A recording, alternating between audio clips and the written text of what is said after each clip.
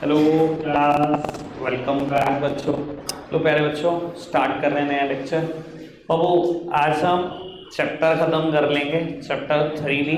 अब शुरू के तीनों थियोरेटिकल चैप्टर हो गए हैं स्टैट्स के, तो आपके जुलाई टेस्ट में आ रहे हैं। अब बाबू मेरी तरफ से टारगेट पूरा है। अब बेटा मैं अपनी टारगेट की तरफ और आगे बढ़ता हूँ। मुझे मीडियन मोड कराना है कल से स्टार्ट। अब जितने भी दिन मीडियन मोड में लगेंगे वो लगेंगे, वो खत्म करेंगे। उसके बाद माइक्रो इकोनॉमिक्स पर वापस जाएंगे बेटा। ठीक है जी, हमने elasticity of demand last chapter करा था, फिर वहीं से उसके आगे से स्टार्ट करेंगे। बाबू मेरे को यह है कि मैं टाइमली सिलेबस खत्म कर दूं, इसी मंथ सिलेबस खत्म कर दूं जितना भी आपके स्कूल में आ रहा है, ताकि हम 1 से 1.5 महीना रिविजन कर पाए। इको सच में बाकी सब्जेक्ट के कंपैरिजन में सिलेबस भी ज्यादा है, चाहे बिजनेस से कंपेयर कर लो चाहे अकाउंट से कंपेयर कर लो। ठीक है जी, बाकी आपकी सोच है, मैं कुछ कर नहीं सकता इसमें। ठीक है जी, अब मैं बात को आगे बढ़ाता हूं ताकि मैं चैप्टर को जल्दी से खत्म कर सकूं। बेटा सामने देखना, कल बेटा हमने ना सैंपलिंग के मेथड पढ़ने शुरू कर दिए थे। प्लीज सामने देखो भी आप, अर्श भाई सामने देखो। बेटा रैंडम सैंपलिंग कल हमने पढ़ा था, जहां पर each and every item has a equal chance of being selection. Her item का बिल्कुल बराबर चांस है सेलेक्ट होने का।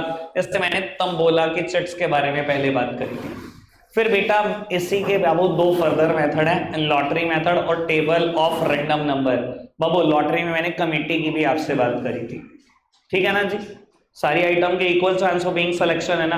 अगर मैंने एक्सेल में फॉर्मूला लगा दिया कि मेरे पास टोटल 5000 आइटम है और मुझे सिर्फ 500 आइटम पे एनालिसिस करना है, तो 500 रैंडम नंबर दे दे, तो भाई सबका equal chance of being selection है। एक्सेल कौन से 500 नंबर दे देगा मुझे भी नहीं पता। मानते हो ना इस चीज को? कोई दिक्कत कोई परेशानी तो नहीं बेटा? यहां तक हम कर गए थे। आज बेटा फर्दर नॉन रैंडम सैंपलिंग के 5 पार्ट पढ़ने हैं, जिसमें से शुरू के 3 के मेरिट्स और डीमेरिट्स भी हैं। बचे हुए दोनों के मेरिट और डीमेरिट नहीं है। और उसके बाद भी बेटा एक टॉपिक है, सबसे पहले वही टॉपिक खत्म कर रहा हूं, सेंसस और सैंपलिंग मेथड का डिफरेंस। बेटा सेंसस और सैंपलिंग मेथड हमने पूरा कर लिया, कल पूरा कर लिया था सैंपलिंग के, बल्कि मेथड फर्दर टाइप भी शुरू कर दिए थे। पर बाबू ये टॉपिक भी बहुत इजी और बहुत सिंपल है, फटाफट से इसको उड़ाते हैं। 1 मिनट के लिए मेरी तरफ देखेंगे, 1 ही मिनट में खत्म करेंगे इसको, जितना मर्जी लिखा हो इसमें मैटर। बाबू सबसे पहली हेडिंग है कवरेज। बेटा सेंसस मेथड यूज करोगे तो each and every item cover होगी, सैंपलिंग में ग्रुप ऑफ आइटम कवर होंगे, टोटल पॉपुलेशन और यूनिवर्स तो कवर नहीं होगा। कवरेज समझ में आ गया? आगे बढ़े। सुटेबिलिटी, सर जहां एरिया ऑफ इन्वेस्टिगेशन छोटा है सेंसस मेथड वहीं लगा सकते हो, तभी 100% लोगों को कवर कर पाओगे। बेटा जहां एरिया ऑफ इन्वेस्टिगेशन ही बहुत बड़ा है, अब मैं पूरे वर्ल्ड पे एनालिसिस करना चाहता हूं, ऑब्वियसली सेंसस मेथड यूज नहीं कर पाओगे। क्या चाहिए बाबू वहां पर? Sampling method. कोई दिक्कत कोई परेशानी तो नहीं? उसके बाद एक्यूरेसी, सर अगर 100% एक्यूरेसी चाहिए तो आपको पता ही है सेंसस मेथड है, और अगर थोड़ा बहुत एक्यूरेसी से कॉम्प्रोमाइज हो सकता है सैंपलिंग मेथड का यूज कर लो।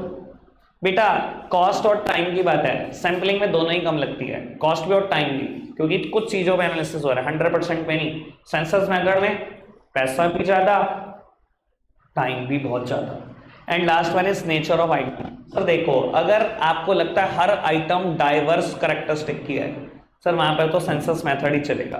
और अगर आपको लगता है आइटम होमोजीनियस है, लगभग एक जैसी है, सैंपलिंग लगा लो। 1 मिनट हो गया, 1 मिनट सारा खत्म कर दिया। बताओ कोई दिक्कत तो नहीं? 1 मिनट और लगा लो, आप सारा पढ़ दो। किसी की कोई प्रॉब्लम है वो भी ले लेते हैं, कोई टेंशन नहीं है इतनी जल्दी।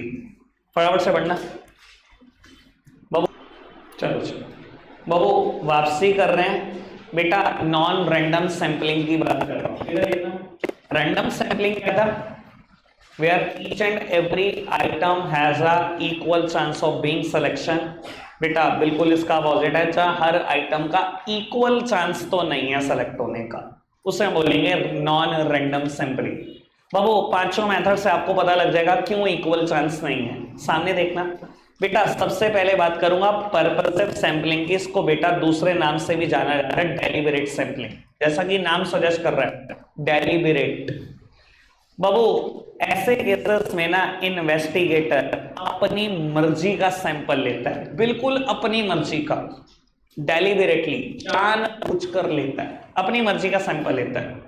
मान लो बेटा मुझे स्टील इंडस्ट्री पर एनालिसिस करना है, या स्टील एंड एल्यूमिनियम इंडस्ट्री पे एनालिसिस करना है। अब मैं बात करूं बेटा पूरे इंडिया में तो 50,000 इंडस्ट्री है, सब पे नहीं जाऊंगा ना, सारी फैक्ट्री पे जाऊंगा, मुझे 500 पे काम करना है। पर बाबू 500 में भी मैं जानबूझकर कुछ अपनी मर्जी की लूंगा। मैंने कहा और किसी का बोला नहीं, टिस्को पे तो एनालिसिस जरूर करूंगा। टिस्को क्या चीज है बेटा, मैं आपको एक मिनट बता दूं बेटा। Tata iron and steel corporation, आज की तारीख में आप उसको टाटा स्टील के नाम से जानते हो। ये इंडिया की सबसे पुरानी कंपनी है बेटा, 1907, इंडिपेंडेंस से भी 40 साल पुरानी है। तो बेटा मैंने सैंपल में कहा मुझे देख 500 पे ही काम करना है, 500 में से कुछ कंपनियां मेरी मर्जी की होंगी, मैं टाटा स्टील पे जरूर काम करूंगा, मैं सेल पे जरूर काम करूंगा। सेल क्या है, एक गारमेंट की कंपनी है, steel authority of India limited, बहुत पुरानी कंपनी है इंडिया की। मैंने कहा ये दोनों तो जरूर होंगे मेरे सैंपल में। अब समझ में आ रहा है, सबका इक्वल चांस नहीं है ऑफ बीइंग सिलेक्शन, इन्वेस्टिगेटर की चॉइस है, उसकी अपनी मर्जी है किसको सेलेक्ट करेगा। इक्वल चांस है, मैं यहां कोई चिट ड्रॉ नहीं कर रहा कि 50,000 में से जिसका नाम आएगा उसी को सैंपल मान लूंगा। यहां मैं अपनी मर्जी से सेलेक्ट कर रहा हूं सैंपल, क्योंकि अपनी मर्जी से सेलेक्ट कर रहा हूं तो आप ये भी समझ के चलो एक्यूरेसी और रिलायबिलिटी कॉम्प्रोमाइज होगी। मानते हो ना, बायसनेस आ सकती है कि नहीं आ सकती, या तो बायसनेस बिल्कुल आ सकती है, ठीक है ना। इसलिए इस मेथड की एक्यूरेसी पे लोग ट्रस्ट नहीं करते, ये रिलायबल नहीं देता डेटा। क्लियर हो मैं इस बात को लेकर, बिल्कुल अच्छे से क्लियर हो क्या। आओ जी प्यारे बच्चों पढ़ देते हैं, 1 मिनट लगाएंगे।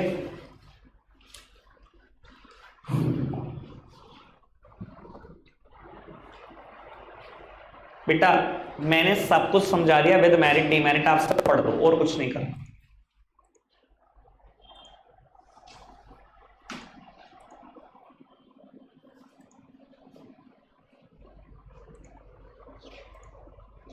तो क्लियर है पहला मेथड, कोई दिक्कत कोई परेशानी तो नहीं, आगे बढ़ाते हैं बात को। बेटा स्ट्रैटिफाइड रैंडम सैंपलिंग, बेटा इस मेथड में हम क्या करते हैं, सबसे पहले एंटायर पॉपुलेशन को कुछ ग्रुप्स में डिवाइड करते हैं। मैं एग्जांपल दूंगा, पहले कंटेंट सुन लो। बेटा एंटायर पॉपुलेशन को, पूरे यूनिवर्स को कुछ ग्रुप्स में डिवाइड करते हैं, उस ग्रुप को बोलते हैं बेटा स्ट्रेटा। वहीं से बेटा इस मेथड का नाम बना है, ठीक है जी। क्या वर्ड बोलते हैं, स्ट्रेटा। जितने भी ग्रुप्स बनाते हो सबको बोलते हैं स्ट्रेटा।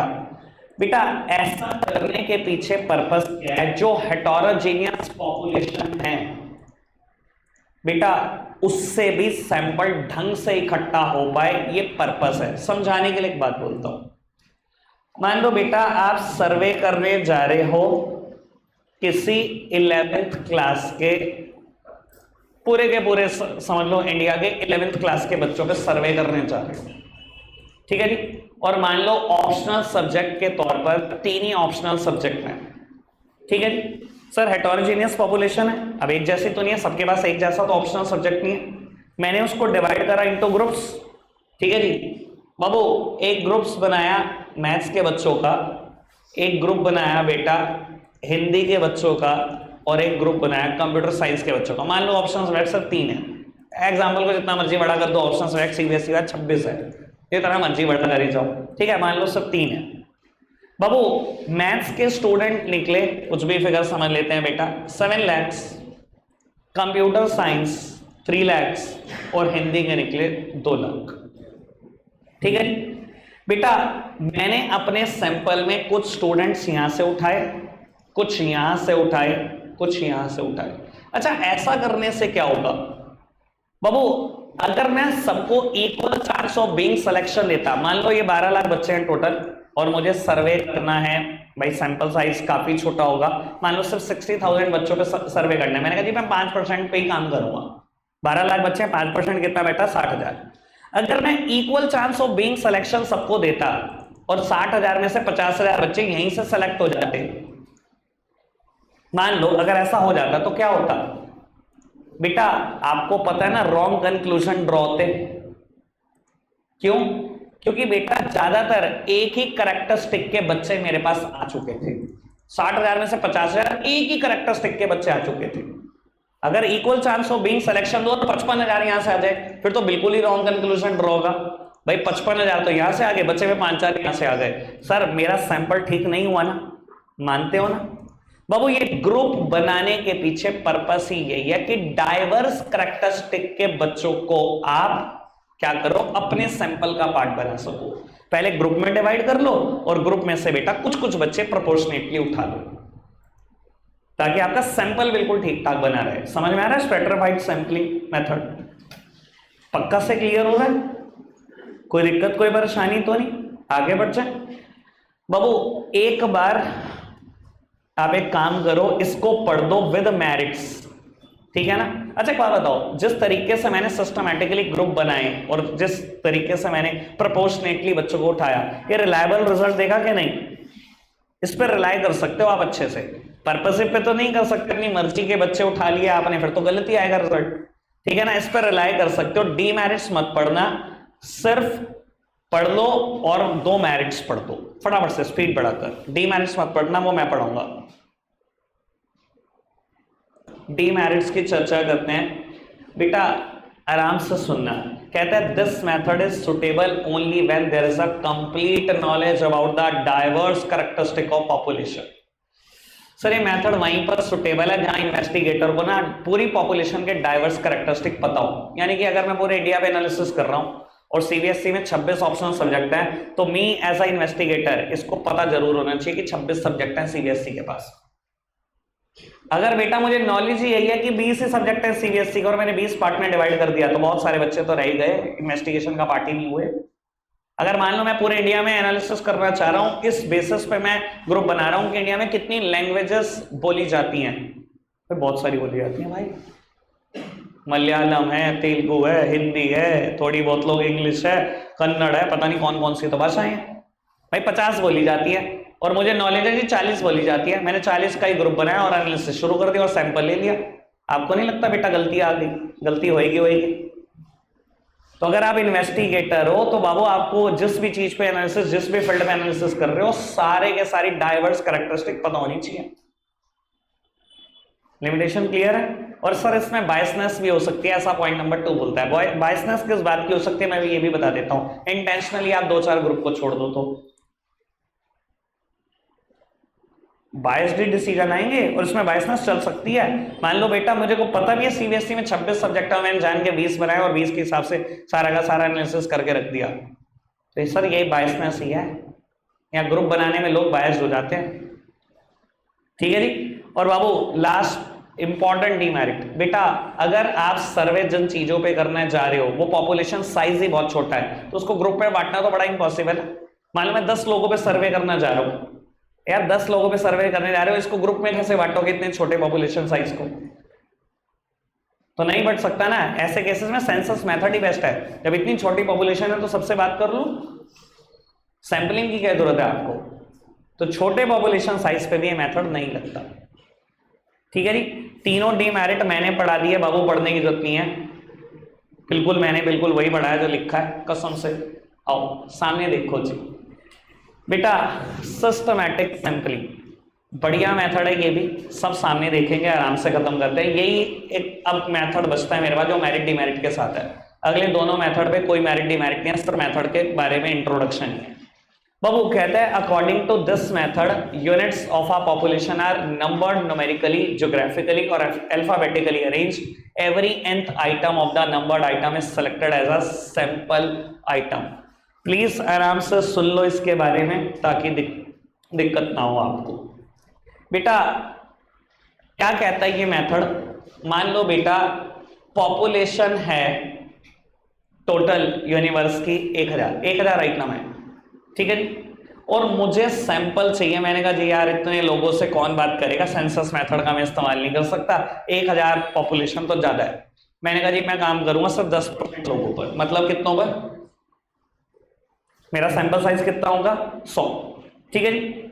सर टोटल यूनिवर्स को डिवाइड कर दो बेटा 100 से, मतलब कितने ग्रुप बनेंगे टोटल? 10 ग्रुप बनेंगे। यानी कि 1 से 100 का एक ग्रुप है, 101 से 200 का एक ग्रुप है, 201 से 300 का एक ग्रुप है। ऐसे करके कितने ग्रुप बन गए? 10 बन गए, ठीक है। बाबू जो भी आइटम आप सेलेक्ट करोगे, देखो पढ़ो ये क्या कहता है, every nth item of the numbered item is selected as a sample item. Every nth item, every nth item मतलब बाबू अब मैं ना पहली चिट ड्रॉ करूंगा 1 से 10 के बीच की, प्लीज मेरी तरफ देखना, 1 से 10 के बीच की एक चिट ड्रॉ करूंगा, यहां पर मैं रैंडम सैंपलिंग लगाऊंगा। 1 से 10 की मैंने चिट ड्रॉ करी, नंबर आया 2, कहता है every nth item is selected. अब 2, 12, 22, 32, 42, 52, 62, 72 और इसमें भी टोटो, जिसमें भी एंड में टोटो आ रहा है सब उठाता चला जाऊंगा, पूरी 100 आइटम सेलेक्ट हो गई। यानी कि सिर्फ पहली आइटम रैंडमली सेलेक्ट होती है, बाकी सबके equal chance of being selection नहीं है। अगर ये 3 सेलेक्ट हो जाता फिर 13 होता, 23 होता, 33 होता, 43 होता, 53 होता, यही कहानी चलती रहती, बिल्कुल चलती रहती। समझ में आ रही बात बाबू? एक बार दोबारा पढ़ लो, कहता है अगर आप सैंपल करने जा रहे हो पूरी पॉपुलेशन को, या तो न्यूमेरिकली डिवाइड करो या ज्योग्राफिकली या अल्फाबेटिकली, और क्या करो, every nth item of the numbered item is selected as a sample item. मान लो बेटा मैं कहता हूं, अब मैं छोटा सा एक एग्जांपल देता हूं। मान लो बेटा मेरा पॉपुलेशन साइज है 10, ठीक है, पूरा यूनिवर्स में 10 ही आइटम है, मुझे काम करना है 5 पे, तो ग्रुप कितने कितने लोगों का बनेगा? 2 लोगों का ग्रुप बना, 1 और 2 अलग है, 3 4 अलग है, 5 6 अलग है, 7 8 अलग है, 9 10 अलग है। और बाबू मैंने ड्रॉ किया, पहली आइटम आ गई, तो बाबू every nth item is selected, हर ग्रुप में पहली आइटम उठा लो, यानी कि फर्स्ट उठेगी, थर्ड उठेगी, फिफ्थ, 7th और 9th। समझ में आई बात? और अगर दूसरी आ जाती चिट में तो 2 4 6 8 और 10। बस इतना आसान बात है। मैंने एग्जाम्पल को छोटा कर दिया, मैंने कहा बड़े को अगर समझने में दिक्कत आ रही है तो छोटी सी बात ही है, ठीक है जी। और अगर मेरी बात सुनो, अगर पॉपुलेशन साइज 10 है और मेरा सैंपल कहता है सिर्फ 2 ही लोगों से बात करनी है, तो ग्रुप कितने बनेंगे? 1 से 5 का एक ग्रुप और 6 से 10 का एक ग्रुप, 2 ही तो लोगों से बात करनी है, 2 अलग अलग पार्ट में डिवाइड कर दो पूरे ग्रुप को। बाबू मैंने ड्रॉ करा, थर्ड आइटम आई, तो थर्ड से भी बात करूंगा, 8th से भी, दोनों की थर्ड से करूंगा। 4th आ जाती तो 4th और 9th से ही बात करता, 5th आ जाती तो 5th और 10th से बात करता। मैंने छोटे में एग्जाम्पल दे दिया, 2 दे दिए, समझ में आ गई होगी बात क्या कहता है। कोई दिक्कत तो नहीं? आगे बढ़ जाए। लो उत्तर, मेरिट्स पढ़ना है इसकी। बाबू पर्सनल बायसनेस बिल्कुल नहीं हो सकती यहां पर, don't tell me personal biasness है, क्योंकि बेटा वो जो नंबर उठाया जा रहा है वो रैंडम सैंपलिंग के थ्रू उठाया जा रहा है, वो लॉटरी सिस्टम से उठाया जा रहा है। जो नंबर आएगा सारे के सारे जितने भी ग्रुप बनाए होंगे उसकी हर एक की nth आइटम ही सेलेक्ट होगी, जैसा कि मेथड कहता है। डीमेरिट भी पढ़ना, सबका equal chance of being selection नहीं है, बस पहली बार equal chance of being selection है। जब मैं चिट ड्रॉ कर रहा हूं तभी तो equal chance of being selection है। अगर थर्ड आइटम सेलेक्ट होगी तो 8th ही तो होगी ना, वहां तो equal chance of being selection नहीं मिला ना किसी को भी। वहां 6 7 8 9 10 सबको equal chance of being selection मिला, किसी को भी नहीं मिला। ठीक है जी, कोई दिक्कत कोई परेशानी तो नहीं? आगे बढ़ जाए बाबू। आखिरी 2 मेथड बहुत ही सिंपल है सर। बेटा कन्वीनियंस सैंपलिंग, मुझे तो खैर कुछ भी नहीं बोलना है इसमें। बेटा नाम है कन्वीनियंस सैंपलिंग, जैसा कि नाम सजेस्ट करता है ऐसा मेथड इन्वेस्टिगेटर के कन्वीनियंस पे चलता है, इन्वेस्टिगेटर की मर्जी से चलता है। जब पूरा मेथड इन्वेस्टिगेटर की मर्जी से चल रहा है तो बेटा बात ही क्या करो, क्या आप रिलायबिलिटी की बात करते हो, एक्यूरेसी की बात करते हो? बायसनेस बनी रहेगी, ना डेटा रिलायबल आएगा ना एक्यूरेट आएगा, बस इतनी सी बात लिखी है। लो 5 सेकंड लो, फटाफट से खत्म करो, जल्दी बढ़ो, फिर कोटा खत्म करते हैं।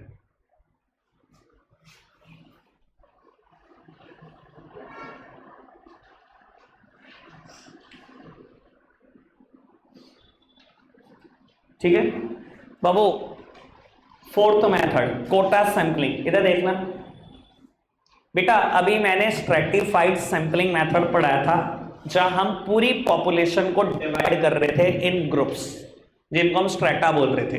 मैथ्स के बच्चे अलग, हिंदी के अलग, कंप्यूटर साइंस के अलग, यही एग्जांपल लिया, ग्रुप बनाए, बाबू स्ट्रेटिफाइड सैंपलिंग और कोटा में ना बस थोड़ा सा अंतर है, वो अंतर समझ लो तो आपको 1 मिनट में क्लियर हो जाएगा। बेटा ग्रुप इसमें भी बनेंगे, पूरी पॉपुलेशन को ग्रुप में डिवाइड कर दो, क्योंकि वो हेटेरोजेनियस पॉपुलेशन है तो ग्रुप में तो डिवाइड करना पड़ेगा। बट यहां ना बेटा इन्वेस्टिगेटर अपनी मर्जी से कोटा फिक्स करता है कि मैं किस ग्रुप से कितने लोग लूंगा। उसने कहा जी मैथ्स 60% का कोटा है, यहां से मैं सैंपल उठाऊंगा 60% बच्चों का, 30% में कंप्यूटर साइंस और 10% में हिंदी। ये कोटा इन्वेस्टिगेटर के हिसाब से वेरी करता है। अगर मैं इन्वेस्टिगेटर हूं तो वो अलग होगा, अगर प्रणीत कर रहा है इन्वेस्टिगेशन तो वो अलग होगा, अगर केशव कर रहा है तो अलग होगा। सबका अपना अपना कोटा है कि किसको कितना परसेंटेज देते हो। बस यही फर्क है स्ट्रेटा में और बेटा कोटा में।